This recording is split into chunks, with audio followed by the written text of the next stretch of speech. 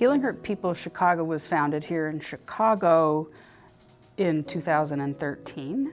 It's a replication of a project that was developed by partners of ours in Philadelphia. And the goal, as with many hospital-based violence intervention programs, is to reduce violent re-injury, reduce the likelihood that someone would retaliate, and then also to keep people from being engaged in the criminal justice system.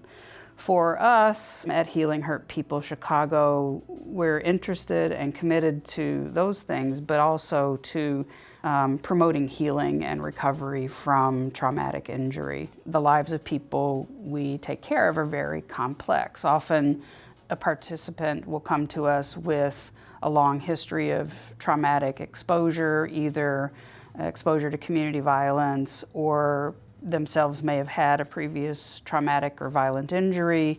They often are living in communities where there's a high rate of violence and crime. They also may have experienced traumas in their homes growing up. So because of the complex nature of the work that we do, we feel it's important that our clinicians are trained to address all of those things.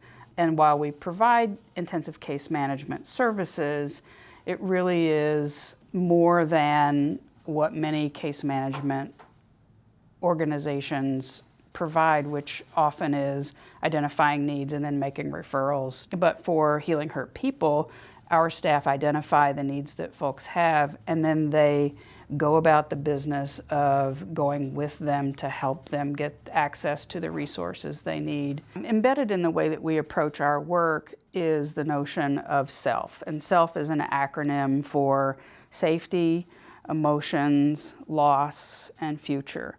So our intention in our work is to really try to find ways to address those. So if safety is disrupted, we spend a lot of time doing safety planning with our participants so that they're safe, they feel safe in their community, they feel safe in their relationships, they feel safe managing their own emotions and their own business.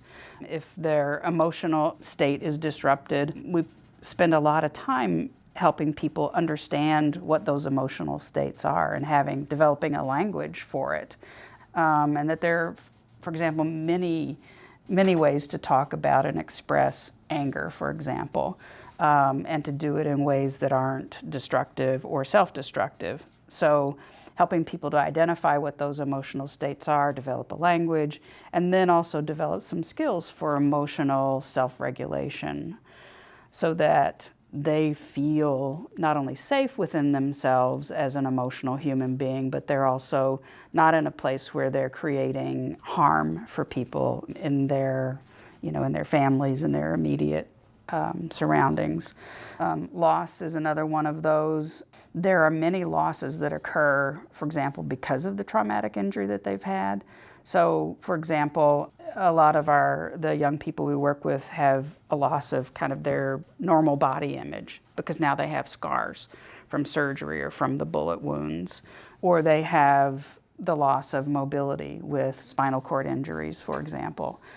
And if you talk to the young people in our program, you'll find that they themselves have experienced loss of loved ones. I mean, they can name 5, 6, 7, 8 to 10 people, either in their family or their close associates, who have died due to gun violence.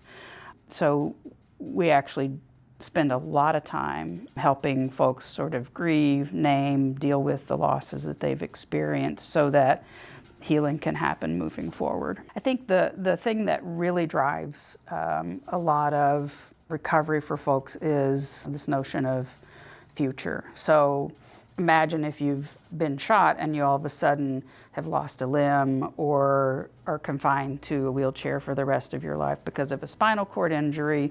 What's my future now? Because whatever they had planned for themselves may not exist or be an option for them any longer because of that. And so helping folks to envision a future that's new and fresh, that's consistent with what they are able to do and what they dream of doing, can help drive some of the recovery and healing that needs to happen for people with traumatic injuries.